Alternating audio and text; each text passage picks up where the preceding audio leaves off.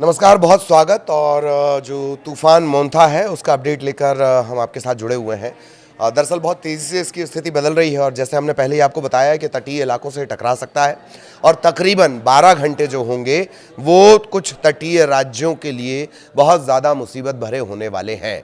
अभी जो हवा की रफ़्तार पता चल रही है वो तकरीबन जो हवा की रफ़्तार है वो 45 से 50 किलोमीटर प्रति घंटे की रफ़्तार से ये तूफ़ान की शुरुआत हुई थी।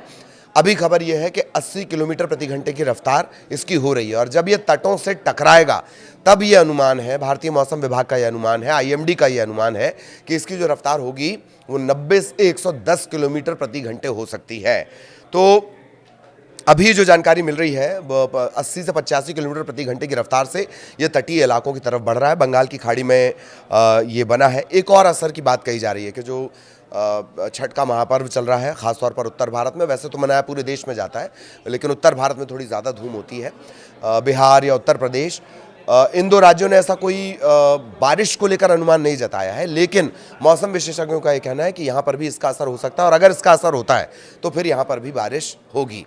अभी जो इलाके हैं जैसे तमिलनाडु, किन राज्यों पर ये ज़्यादा असर डाल रहा है वो जान लीजिए। तमिलनाडु पे असर डालेगा, उड़ीसा पे असर डालेगा, आंध्र प्रदेश पे असर डालेगा। आंध्र प्रदेश में तो बाकायदा आपात बैठक चंद्रबाबू नायडू जो सीएम है वहाँ के वो बुलवा चुके हैं, अधिकारियों को निर्देश दे चुके हैं। इसके अलावा उड़ीसा अपने तरह से तैयारी कर चुका है। मोंथा का कल मैंने अर्थ आपको बताया था, आज फिर बता दूंगा। थाईलैंड ने ये नाम इसे दिया है। दरअसल जो समुद्र के किनारे के देश हैं वो बारी बारी से नाम रखते हैं और इस बार थाईलैंड की जिम्मेदारी थी। मोंथा नाम थाईलैंड की तरफ से दिया गया। इसका अर्थ होता है सुगंधित या सुंदर फूल। तो इसी तरह से नाम रखने की परंपरा है। मोंथा जो है साइक्लोन जो बना हुआ है, थाईलैंड ने ये नाम दिया है। खैर, तो कौन कौन से राज्य प्रभावित होंगे? जो तटीय इलाके हैं उसमें ये कहा जा रहा है कि तमिलनाडु सबसे ज़्यादा प्रभावित होगा, आंध्र प्रदेश उसमें है। आंध्र प्रदेश का जो काकीनाड़ा ज़िला है वो डायरेक्ट अफेक्ट में आ सकता है। तमिलनाडु में पहले से ही बारिश का सिलसिला शुरू हो चुका है। मौसम का बिगड़ना आंध्र प्रदेश में भी शुरू हो चुका है। कुछ और बड़े अपडेट्स इसमें आ रहे हैं। माना यह जा रहा है कि 90 से लेकर 110 किलोमीटर प्रति घंटे की रफ्तार इसकी होगी। कब? जब ये तट से टकराएगा। मंगलवार की रात का जो वाकया रहेगा और ये मान के चलिए कि जो 12 घंटे रहेंगे तट से टकराने के बाद जब इसमें फॉल आएगा, तेज़ रफ्तार से लहरें आती, हवा आती है, टकराती है, लहरें बढ़ती हैं और उसके बाद बहुत तेज़ी से पानी चढ़ता है। ठीक है, तट पर टकराने का मतलब ये समझ लीजिए, जब ये तट से टकराएगा 90 से 110 किलोमीटर प्रति घंटे की रफ्तार इसकी होगी। और अभी जो जानकारी मिली है ये काकीनाड़ा से तकरीबन 830 किलोमीटर की दूरी पर है और ओडिशा के गोपालपुर से मोटा मोटी 930 किलोमीटर। ये लेकिन इतनी तेज़ी से ये आगे बढ़ रहा है कि अब ये कितना दूर है ये तब तक, जब तक आप इस जानकारी को सुन रहे होंगे तब बहुत सारा इसमें तब्दीली आ जाएगी, तो इस पर बहुत वो नहीं है। उड़ीसा का जो काम है, इस तरह के तूफ़ान से निपटने का जो तजुर्बा है वो उड़ीसा का बहुत बेहतरीन है। कई ऐसे डिज़ास्टर्स को उड़ीसा ने बहुत वेल प्लान्ड करके, दरअसल वो इतने झेल चुके हैं इन तूफ़ानों को कि बहुत वेल प्लान्ड तरीके से वहाँ सेव किया जाता है। करीब करीब 900 लोग हैं जिन्हें वहाँ से हटा दिया गया है, तटीय इलाकों से हटा दिया गया है। अस्पताल में जो मरीज़ थे उन्हें भी दूसरी जगह शिफ्ट कर दिया गया है। उड़ीसा की हम बात कर रहे हैं। दावा ये किया जा रहा है कि वो पूरी तरह तैयार है। अब आंध्रा को जान लीजिए।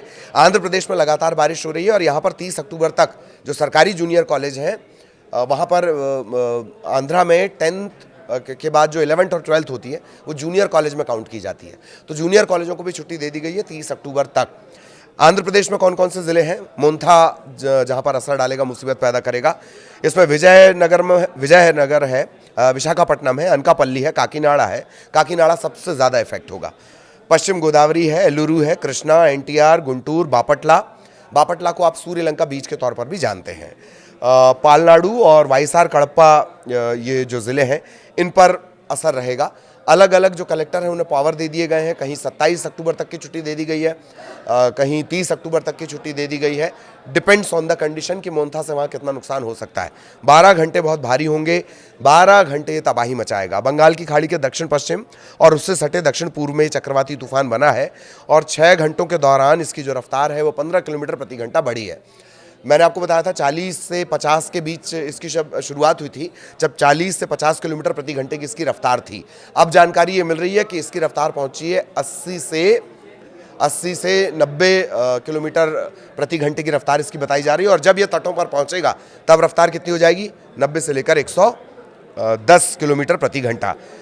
ओडिशा ने अपनी पूरी तैयारियां कर ली हैं। ओडिशा सरकार ने पहले से ही लोगों को निकालना शुरू कर दिया था और जो गोदावरी कृष्णा नदियां जो सबसे ज़्यादा इससे प्रभावित होंगी जब ये तूफान आ रहा होगा, उनमें भी मछुआरों को अलर्ट कर दिया गया है। समुद्र तट पर भी मछुआरों को अलर्ट कर दिया गया है कि वो समुद्र के अंदर ना जाएं। तमिलनाडु भी सबसे ज़्यादा प्रभावित होगा और आंध्र प्रदेश सबसे ज़्यादा प्रभावित होगा।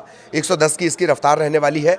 और मंगलवार रात जब ये तट से टकराएगा, वो जो 12 घंटे होंगे वो सबसे ज़्यादा भारी होंगे। इसका असर अलग अलग राज्यों में पड़ने लगा है। बारिश का सिलसिला भी शुरू हो गया है।